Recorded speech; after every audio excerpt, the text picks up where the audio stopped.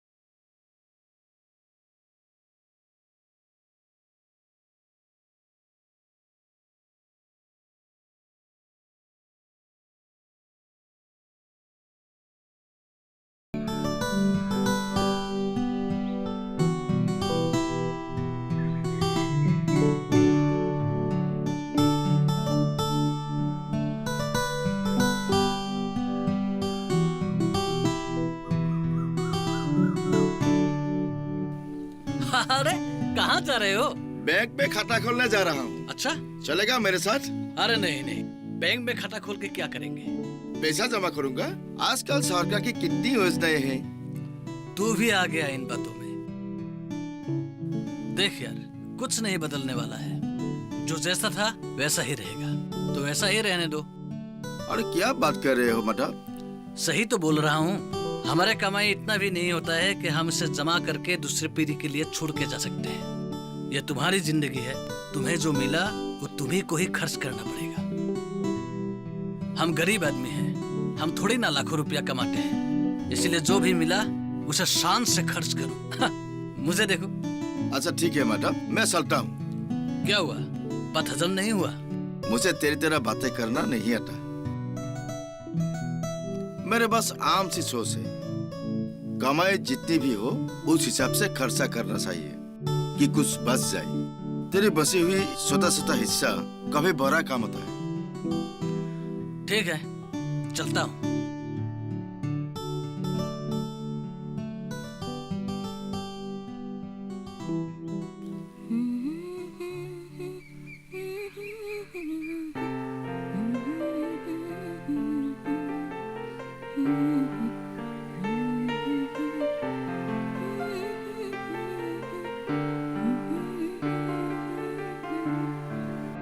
जुटिका, ओ जुटिका, काम में इतनी मशरूफ हो, मैं आंगन में खड़ी हूँ, तुम्हें पता ही नहीं।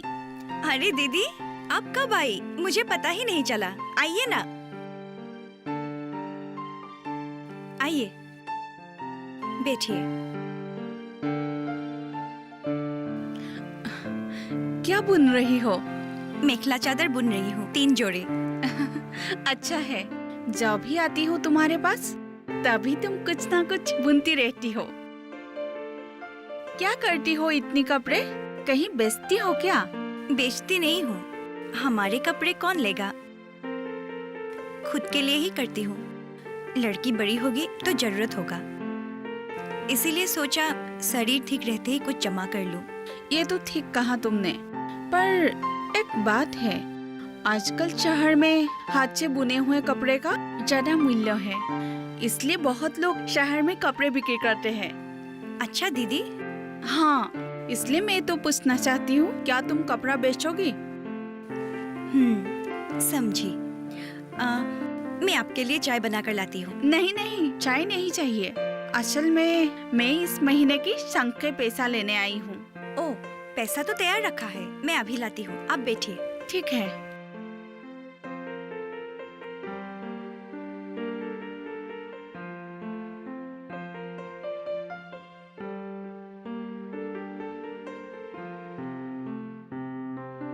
जुटिका के हाथ की बुनाई अच्छी है।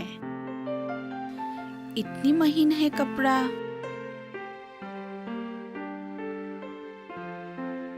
कपड़े देखा आपने?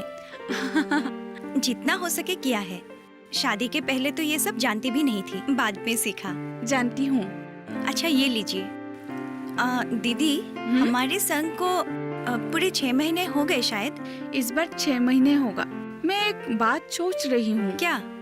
6 महीने होने के बाद पैसे क्या बैंक में जमा रखो या ब्याज पे दे दूँ? बैंक पर रखने से हमारा अधिक लाभ नहीं होगा, खुद पर चलाने से ही लाभ होगा। अरे नहीं, हम एक आत्म सहायक गोद खोलने के बारे में सोच रहे हैं।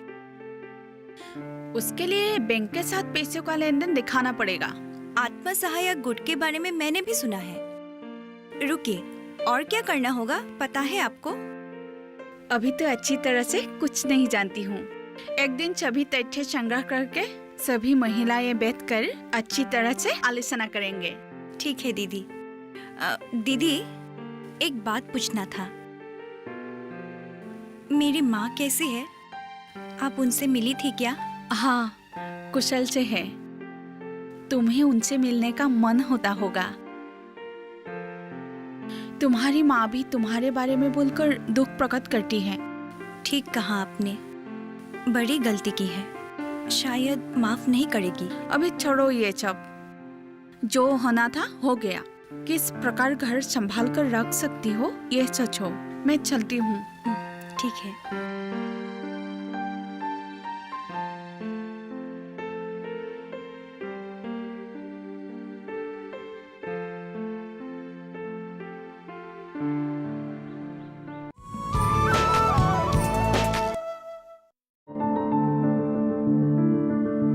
फसल में कीट लगा हो या कोई बीमारी, पशुपालन में हो कोई दिक्कत या चाहिए कोई जानकारी, फोन उठाएं, नंबर मिलाएं और कहें हेलो किसान। हेलो किसान। हेलो किसान। हेलो किसान, सोमवार, बुधवार और शुक्रवार शाम 6 से 7 बजे सिर्फ डीडी किसान पर।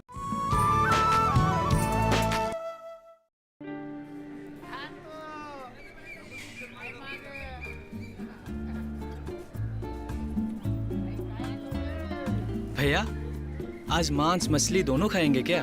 हाँ, आज अच्छे से खाएंगे। ये मछलियाँ कितनी सुंदर है, देखते ही मन ललच गया, इसीलिए आधा किलो ले रहा हूँ। लोगों को आपके जैसा ही होना चाहिए, दिल खोल कर खर्च करने वाला। रोज कहाँ इतना खर्च कर सकते हैं, आज थोड़ा पैसा मिला इसीलिए। हाँ समझा, आज आपके घर जाने पर नुकसान नहीं होगा। एकदम नहीं होगा, चलो मेरे घर, भाभी का हाथ का बना हुआ खाना खाना।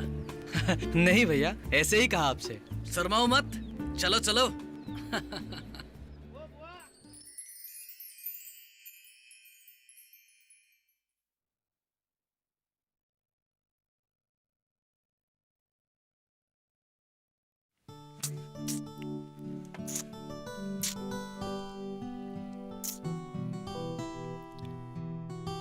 बहुत स्वादिष्ट बना है आज मांस मछली। सच में तुम्हारे हाथों में जादू है। अनिल ने भी उंगलियां चाट चाट कर खाया है। क्या हुआ? तुम्हारा चेहरा फीका क्यों है? क्या होगा? अपनी गृहस्थी के बारे में सोच रही हूँ। इस तरह खाते पीते रहने से होगा क्या? मतलब तुम क्या कहना चाहती हो? आप तो पैसे मिलते ही पानी की तरह बहाते हो। लड़की के भविष्य के लिए थोड़ा जमा करना चाहिए। और हमेशा क्या दूसरों के घर बनाते रहेंगे? कभी अपने लिए भी एक अच्छा घर बनवाने के बारे में सोचा है? क्यों? यह घर क्या खराब है? खराब नहीं है, फिर भी अब इतना मेहनत करके कमाते हैं, उसमें से कुछ पैसा अगर जमा कर हम अच्छा काम करें तो कितना अच्छा होगा। ये बात मुझे कहकर कोई फायदा नहीं। और लड़की के भविष्य के बारे में भी सोचने का इतना जरूरत नहीं है। शादी के बाद तो दूसरों के घर ही चली जाएगी।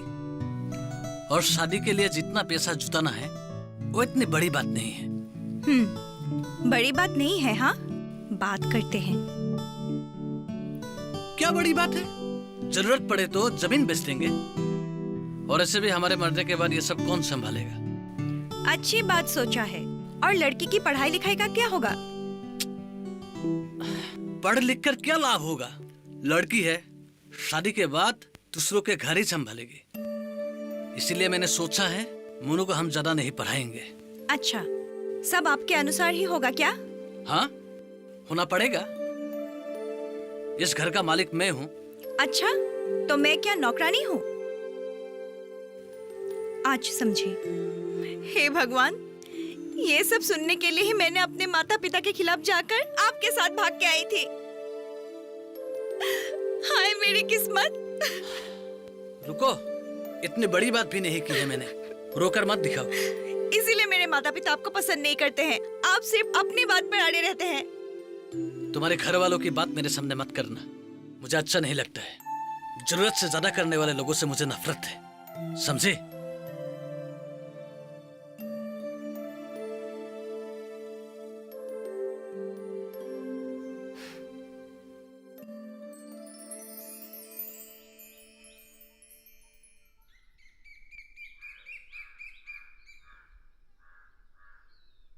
मोनू, क्या बात है? क्या सोच रही हो? कुछ नहीं माँ। कुछ तो है जो तुम्हें परेशान कर रही है। मुझे पढ़ने का मन है माँ। तो पढ़ तो रही हो। मुझे पता है तुम्हें मेरे मन की बात मालूम है। क्या पिताजी मुझे आगे पढ़ाएंगे? क्यों नहीं, तुम बस अपनी पढ़ाई पर ध्यान दो। तुम्हारी माँ तुम्हारे साथ है ना। तुम्हें पढ़ लिख कर कुछ बनना है। मैंने जो गलती की है तुम्हें नहीं करने दूंगी। किसी के साथ शादी करके घर संभालना बस यही एक औरत की जिंदगी नहीं है। काबिल होना, अपने पैरों पर खड़ा होना ही जिंदगी का पहला लक्ष्य है, समझी?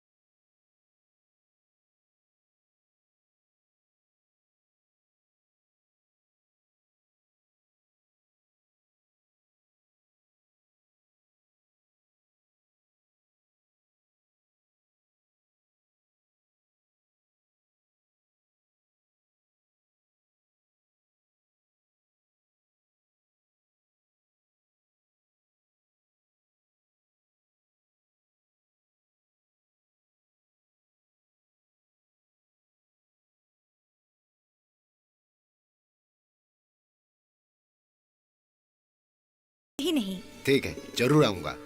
अब मैं चलती हूँ, बहुत धूप है। अच्छा। ठीक है।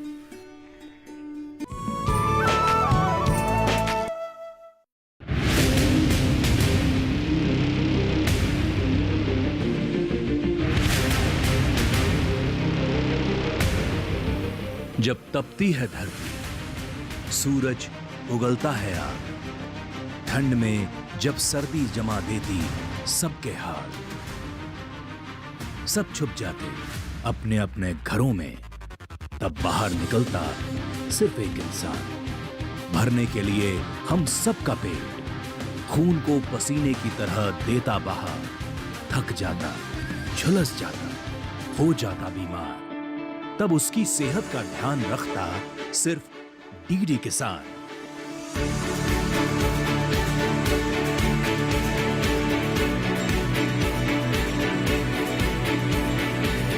देखिए स्वस्थ किसान शनिवार शाम 6 बजे लाइव सिर्फ दूरदर्शन किसान चैनल पर।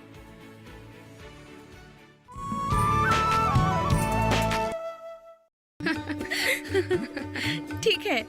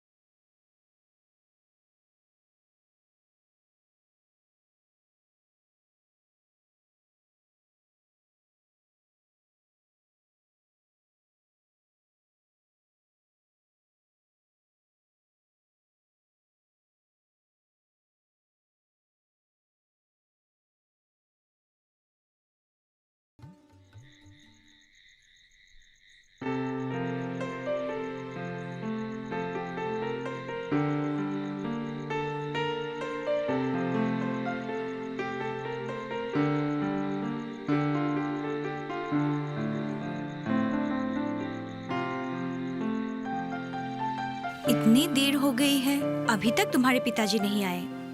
कहीं गए होंगे। मुझे तो बताकर नहीं गए कि कहीं जाएंगे। माँ, मैंने सब्जी काट ली। ठीक है, रसोई में रख दो और पिताजी का बिस्तर भी तैयार रखना। थके हारे आएंगे, उनके आने के बाद ही रोटी सब्जी बनाऊंगी। ठीक है।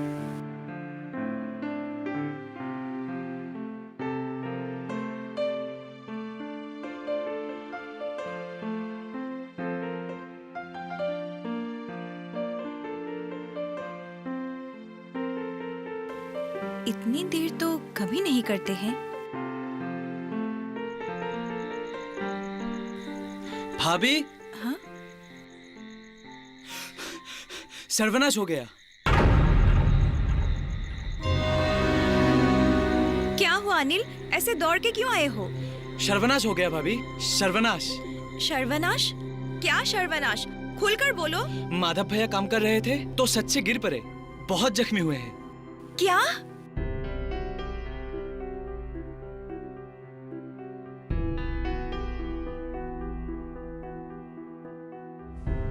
हम लोगों ने जल्दी ही उन्हें गांव के अस्पताल में भर्ती कर दिया है। वही है वो। हे भगवान, कैसे विपदा आन पड़ी। भाभी जल्दी चलिए, शायद माधव भैया को शहर ले जाना पड़े। क्या? जरा ठहरो, मैं मुन्नू को बता कर आती हूँ।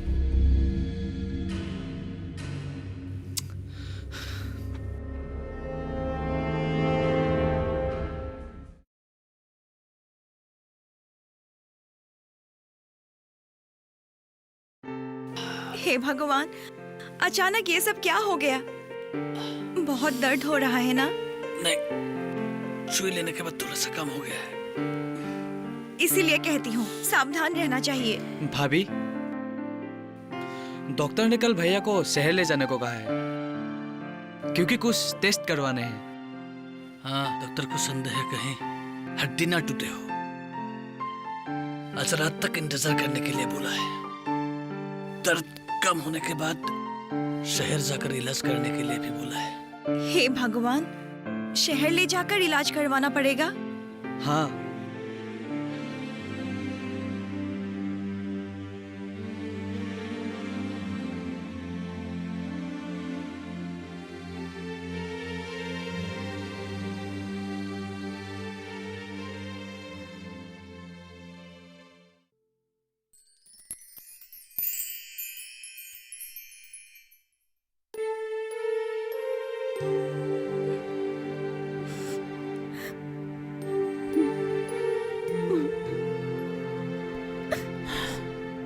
क्यों रो रही हो? कल शहर जाना है डॉक्टर के पास, आपके चेकअप के लिए। तो उसमें क्या हुआ? चला जाऊंगा। हाथ में 1 रुपए भी नहीं है। जो भी था इन दिनों खर्च हो गए। मैं अपने संग से लाई थी, लेकिन अब कहाँ से लाऊं? वही सोच रही हूँ। हाँ, लेकिन मैं तो बिस्तर में पड़ा हूं। पैसा कहाँ से आएंगे? हे भगवान, तुम्हारी क्या लीला है? इसलिए मैं आपसे बार बार कहती थी, पैसे विपत्ति के समय के लिए जमा करना चाहिए। इसे खा पी कर खत्म करने से कुछ नहीं होगा। लेकिन आपने मेरी बात नहीं मानी। अब देखा विपत्ति कैसे आती है। हाँ, तुमने ठीक ही कहा था। मैं मूर्ख, समझ ही नहीं पाया। क्या करूं मैं? किसके पास जाऊं? जो कमाता है उसी का ही अगर ये हाल है तो घर का क्या हाल होगा? तुम तो रोज काम करते हो, थोड़ा सा तो जमा होगा। नहीं है जमा। कौन भला सोचेगा कि एक दिन मेरा एक ऐसा दुर्घटना होगा और मैं ऐसे बैठा रहूंगा।